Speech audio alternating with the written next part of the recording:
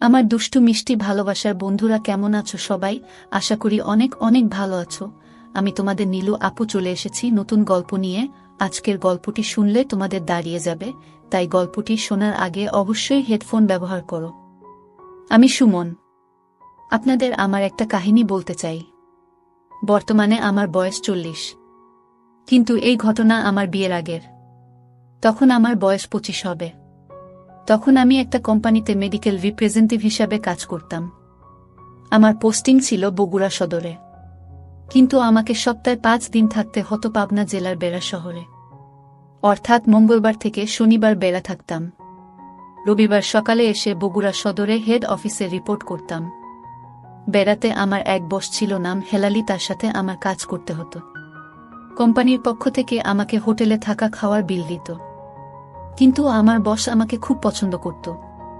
তাই সে আমাকে বলল, তুমি হোটেলে না থেকে আমার বাসায় থাকো, তাতে তোমার হোটেলের টাকা তোমার থেকে যাবে। আমার বাসায় রুম খালি থাকে। আমি বললাম, আপনার কোনো অসুবিধা না হলে আমার আপত্তি নাই। আমি তার কথায় রাজি হয়ে পরের সপ্তাহে কোনো হোটেলে না উঠে তার বাসায় গিয়ে উঠলাম।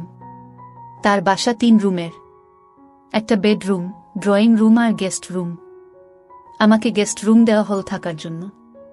আমি বাসায় যেয়ে আমার মালপত্র রাখলাম। একটু পর একজন মহিলা আসলো। আমার বস আমাকে পরিচয় করিয়ে দিল।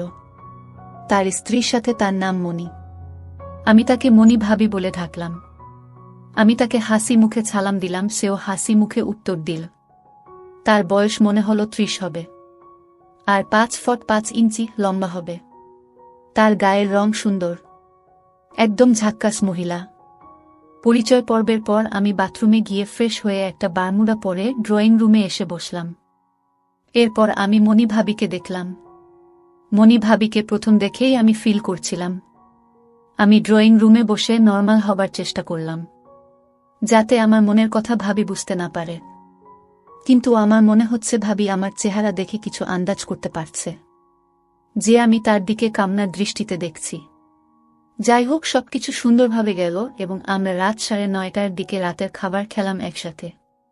তারপর আমার বস আর তাদের 1 বছরের সন্তান অপুকে নিয়ে শুতে চলে গেল।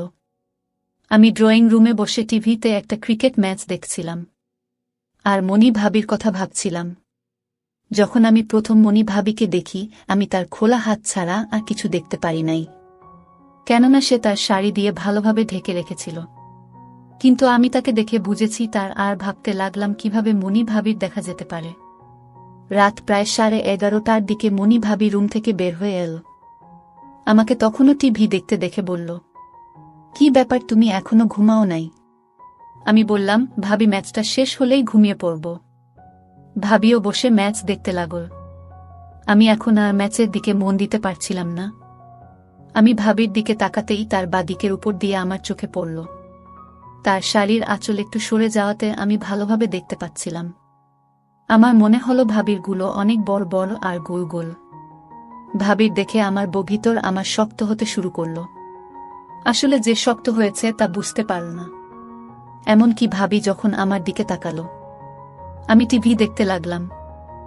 ভাবি এটাও বুঝতে পারে নাই যে আমি তার দেখছিলাম। ভাবি আমাকে বলল, অনেক রাত হয়ে গেছে, ঘুমাতে যাও। তারপর সেও চলে গেল ঘুমাতে। আমি সাথে সাথে টিভি বন্ধ করে বাথরুমে গিয়ে মণি ভাবিকে কল্পনা করে, কি যে মজা পেলাম মণি ভাবিকে কল্পনা করে, তারপর এসে শুয়ে পড়লাম।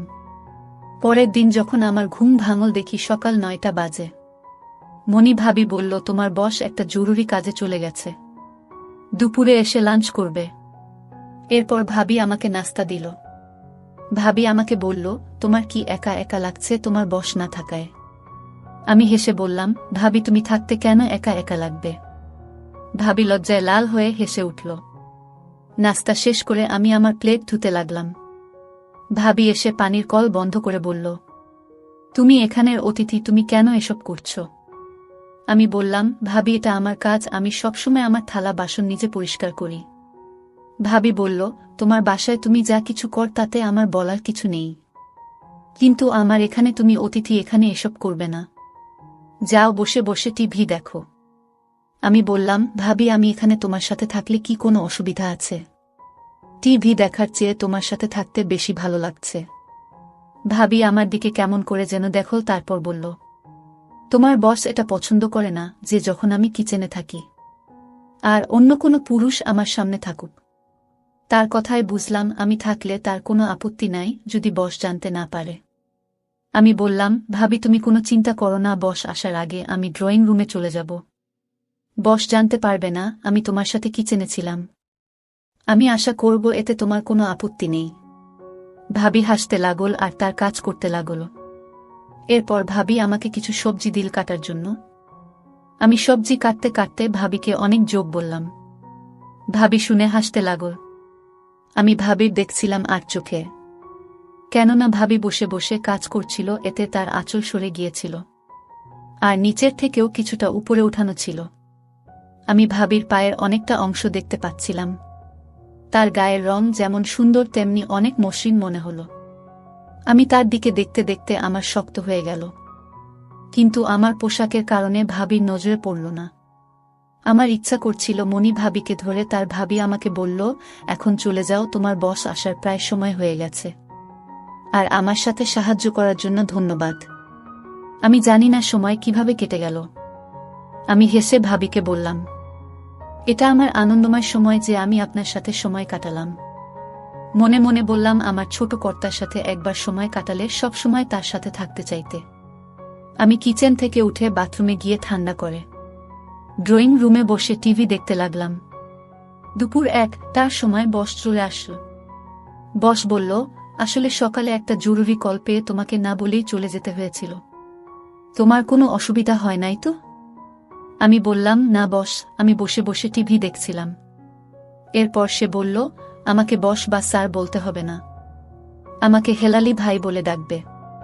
এরপর লাঞ্চ করে ঘুমিয়ে পড়লাম। সন্ধ্যার সময় আমি ও হেলালি ভাই একসাথে কাজে গেলাম। আমি যেহেতু নতুন বেড়া শহরে, তাই হেলাল ভাই আস্তে আস্তে আমাকে সবার সাথে পরিচয় করিয়ে দিল। আমরা রাত 9টার দিকে বাসায় ফিরে এলাম। আমরা ফ্রেশ হয়ে বসলাম। একটু পর মনি ভাবি আমাদের রাতের খাবার দিল। সবাই একসাথে বসে খেলাম। তারপর কিছু সময় টিভি দেখে আমার রুমে গিয়ে শুয়ে পড়লাম। সাধারণভাবে আমি সকালে উঠে কখনো একা কখনো হেলালি ভাইয়ের সাথে কাজে বের হই। মাঝে মাঝে দূরে চলে গেলে দুপুরে খেতে আসতাম না। যাই হোক, এভাবে দিন চলছিল। একটা ব্যাপার লক্ষ্য করেছিলাম যে মনি ভাবি যখন হেলালি ভাই সামনে থাকে তখন আমার সাথে দরকার ছাড়া কোনো কথা বলে না, আর শাড়ি এরকমভাবে পরে যাতে পুরা ঢাকা থাকে। কিন্তু হেলালি ভাইয়ের অবর্তমানে আমার সাথে হাসি তামাশা করে, তখন শাড়িও পরে ঢিলেঢালাভাবে। আসল কাহিনী শুরু হলো 1 মাস পরে। আমি মঙ্গলবার সকালে এসে বেড়া পৌঁছলে হেলালি ভাই বলল, সুমন, আজকে রাতে আমাকে ঢাকা হেড অফিসে যেতে হবে, 2-3 দিন সেখানে থাকতে হবে, তাই তুমি এদের খেয়াল রেখো। এর আগে আমি কখনো হেড অফিস গেলে পাশের বাড়ির এক বুড়ি এসে রাতে তোমার ভাবির সাথে থাকত, কিন্তু এবার তুমি থাকায় তোমার ভাবি বুড়িকে বলতে নিষেধ করল। আমি মনে মনে খুশি হলাম, অন্তত 2-3 দিন তো ভাবির সাথে একা সময় কাটাতে পারব। এরপর আমি আর হেলালি ভাই বাইরে গিয়ে কিছু কাজ করলাম। দুপুরে খাওয়া দাওয়া করে হেলালি ভাই একটু বিশ্রাম নিল। এরপর বিকাল 5টার দিকে হেলালি ভাইকে বিদায় জানাতে ভাবি আমি আর তাদের ছেলে অপুকে নিয়ে আমরা বেড়া থেকে কাশীনাথপুর গেলাম বাসে চড়ে। হেলালি ভাইকে বিদায় দিয়ে আমরা সেখানে বাজার থেকে কিছু সবজি আর তাজা মাছ কিনলাম।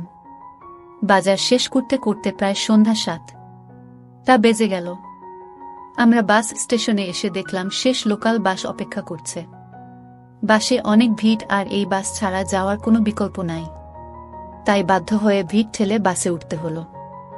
বাসে লেডিস কোনো সিট খালি নাই, তাই বাধ্য হয়ে ভাবিকে দাঁড়িয়ে থাকতে হলো। আমি অপুকে কোলে নিয়ে ভাবির সামনে দাঁড়ালাম যাতে ভিড়ের চাপে তার অসুবিধা না হয়। ভাবি বাজারের ব্যাগ হাতে নিয়ে আমার দিকে মুখ করে দাঁড়াল। আমি অপুকে ডান হাতে কোলে নিয়ে বাম হাতে বাসের রড ধরে দাঁড়ালাম। আমি একটু দূরত্ব রেখে দাঁড়ালাম, কিন্তু পরের স্টেশনে আরও অনেক লোক উঠল, এতে চাপাচাপি বেড়ে গেল আমার মনি ভাবির শরীরের সাথে। এতে মনি ভাবির ডান সাথে আমার ডান ঘষা খেতে লাগল। ভাবির শাড়ির আঁচল বাতাসে ফুলে ফুলে উঠল। ভাবি তার আঁচলের দিকে নজর পড়তেই ডান হাতে তার শাড়ির আঁচল ঠিক করে দিল। এদিকে অপু আমার কাঁধে ঘুমিয়ে পড়ায় আমি আমার হাত দিয়ে অপুকে ভালোভাবে ধরলাম। আমি হাত ঠিক করার সময় আমার ডান হাতের সাথে ভাবির বাম দিকের চাপ লাগল। ভাবি এতে অবাক হয়ে আমার দিকে তাকাল এবং বুঝতে পারল অপুকে ভালোভাবে ধরতে গিয়ে আমার হাত লেগেছে। ভাবি বলল, আচ্ছা অপুকে আমার কাছে দাও। আমি বললাম, না ভাবি, আমি ঠিক আছি, আপনি নিজেকে নিয়ে ভাবুন। এবার ভাবি তার ডান হাত বাসের রড থেকে নামিয়ে আমাদের দুজনের মাঝখান দিয়ে নিচে নামিয়ে আনল। বাজারের ব্যাগ হাত বদল করার জন্য এতে করে আমার শক্ত অস্তিত্ব ভাবির হাতে লেগে গেল। আমি নিজেও লজ্জায় জানালার দিকে তাকিয়ে বাইরে দেখতে লাগলাম। এবার ভাবি ডান হাতে বাজারের ব্যাগ ধরে দাঁড়াল। এদিকে আবার ভাবির শাড়ির আঁচল বাতাসে ফুলে ফুলে উঠল। এবার ভাবি বুঝতে পেরেও শাড়ির আঁচল ঠিক করল না। এভাবে শুরু হলো আমাদের প্রেম কাহিনী।